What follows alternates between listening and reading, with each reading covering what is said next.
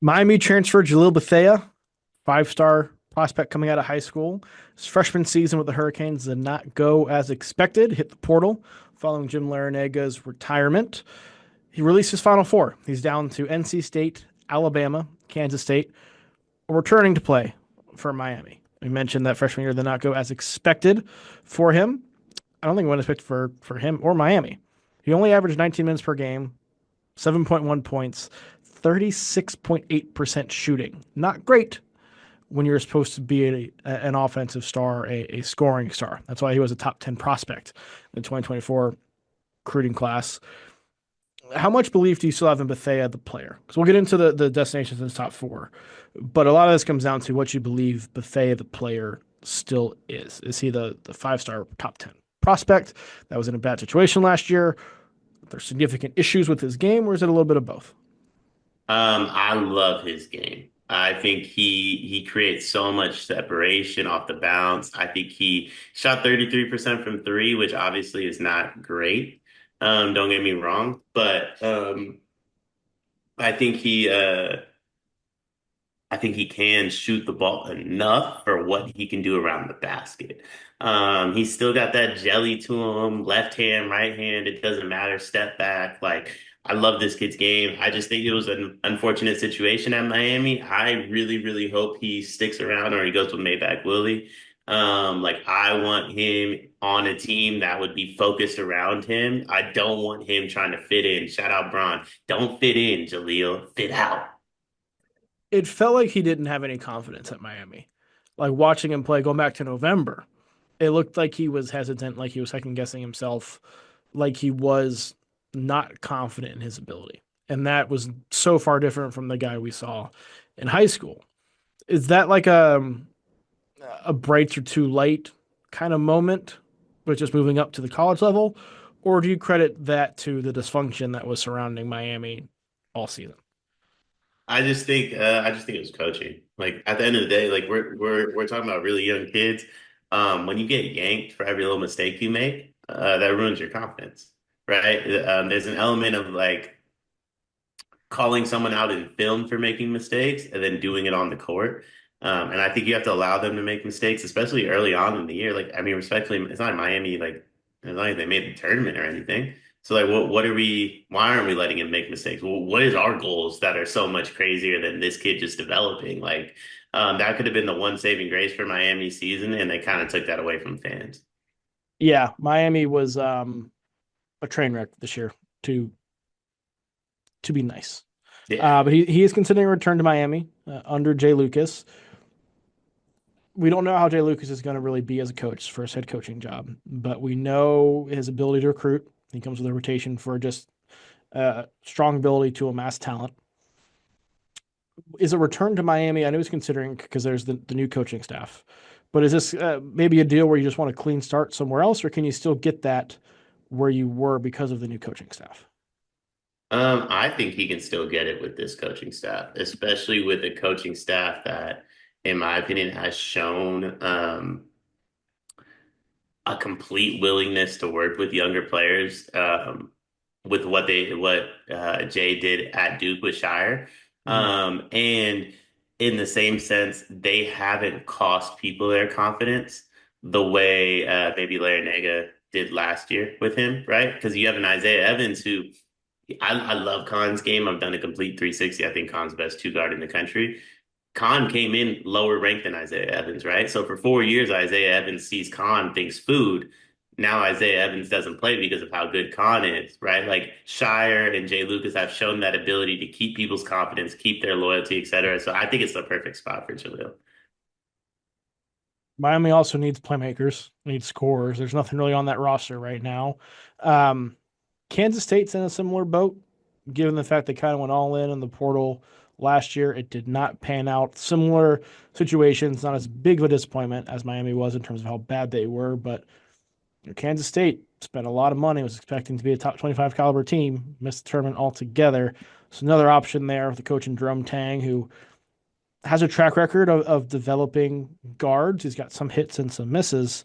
How do you see that fit potentially playing out if he were to choose to go to Kansas State? I mean, it's kind of the same as NC State or Miami, right? It's your team. So like that's the only good thing about it. I don't think like, Kansas State, NC State, Miami, common denominator between all three schools. There's no one else on the roster.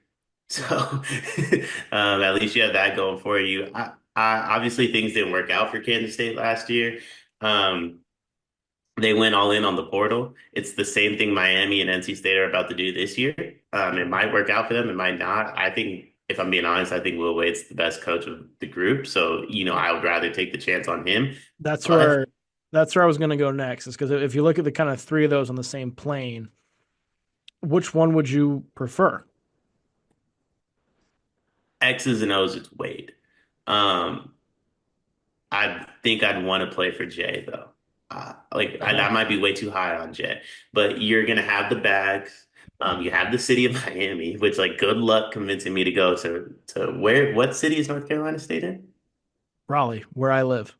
Yeah, good luck getting me to go to Raleigh, respectfully. If I could go to Miami, it's probably a great city. It's not Miami. Kansas State, I'm not going to do Kansas geography on this channel ever again, but I don't know where Kansas State is. Wait, no, it's in Lawrence. It's in Manhattan. Kansas is in Lawrence. Close enough. Uh, Either way, couldn't convince me to go to Miami or go there over Miami. And then on the other flip side of that, like, we're in the recruiting portion of this. I don't think Will Wade and Jerome Tang can recruit with Jay Lucas. Now, will Wade get more out of the players once he has them? Absolutely. And Will Wade's also a great recruiter in his own right, but Jay Lucas might be special from what we've seen him do. Raleigh is consistently one of the top places to live in the U.S. Buddy, get your knowledge up on Central North Carolina. Listen, you're telling a 19-year-old kid of Raleigh or South Beach? Like, if you now, if we're talking like families, like if Chad Baker Mazzara hit the portal, like Raleigh should be right at the top of his list. Raleigh's great. Anyways, we mentioned those three. Bama is kind of separate from that because Alabama is Alabama. They just made the Elite Eight at year after making the Final Four. We know what Nate Oates is as a coach, but they are a team that's also going through a lot of turnover this year. It was a very senior laden roster this year, needed some portal additions. Their entry into this feels a little bit different. While there's still maybe a role for Bethea, it's a little bit more of a proven program. Maybe has not as much leash as the other three schools, but it is more of a proven program. So how do you stack up his fit at Alabama compared to potentially any one of those three we just talked about? Bama. So who's left at Bama? That's It's another. a lot of the freshmen that played and came off the bench. Like there's still questions as to what LeBaron Philon is going to do. Aiden Sherrill stepped in. I think is going to play a big role next year. You got a lot of guys like that. Yeah, I mean, I feel like Bama is in a weird spot where, like, on paper, it feels like they lost everybody. And then in reality, they lost Moria, Grant Nelson, and Sears, right? Mhm. And they're going to return Phylon. They could return Holloway. Can they return Sherelle or Cheryl? Yeah, Sherrill's back. Darian Reed will be back. And then they're all like Bama's bringing in. It's not like a blow you away recruiting class, but they have solid recruits coming in too. If I'm Bethea, I'm not competing with people like that. I think that's what he needs to do is go somewhere where he doesn't have to compete with anybody. He needs that stability of like this is my backcourt. Taking NBA draft for other transfers out of it, right?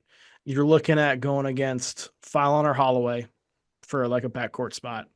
You're probably not beating either one of them out, given what we saw from them this year. Sherrill is going to be your center, and you're probably going with Darian Reed or he like Oates like playing Jaron Stevenson at the threesome. Like that's kind of what you're going against. So I think a spot's there if you are back to playing like a top 10 high school recruit. And I will say what Oates did with Aiden Holloway this year should give you like confidence if you're Bethea that he can, quote unquote fix me. Because Holloway was in a similar spot last year at Auburn. Not as I think off the radar as Bethea ended up being, but brought him back to now this year was one of the very best sixth men, seventh men in the country. Started a number of games for Bama this year. I think that would appeal to me if I was Bethea, even if I wasn't necessarily going into a for sure starting role. Yeah, I could see it. I could see it, but like, why do that again though? When I mean, I just feel like you need so much of it. You need that continuity so bad because you just didn't get it this year, Yeah, especially mentally. I also, and maybe this is why I feel the way I feel. I don't think he's that much worse than Phylon or Holloway. So playing potentially behind one or both, I don't know. I don't know how well that's going to sit. yeah. I think if you want to go back to being the guy, probably NC State or Miami would be my picks. Because if you are one of the centerpieces of uh, Will Wade's team, you have a chance to kind of have a spotlight on you. You have a chance to break through pretty quickly in the ACC, given how bad the ACC has been.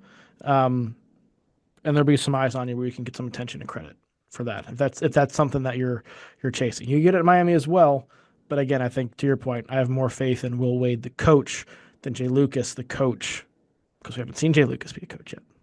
Yes. It is March, and that means that March Madness is upon us. And if you are looking for a place to play, Underdog Fantasy has you covered. Sign up and deposit using code SLEEPERS, that's code SLEEPERS, to receive up to $1,000 in bonus credit plus a free pick. Head over to Underdog Fantasy today and use promo code SLEEPERS to take advantage of this amazing offer.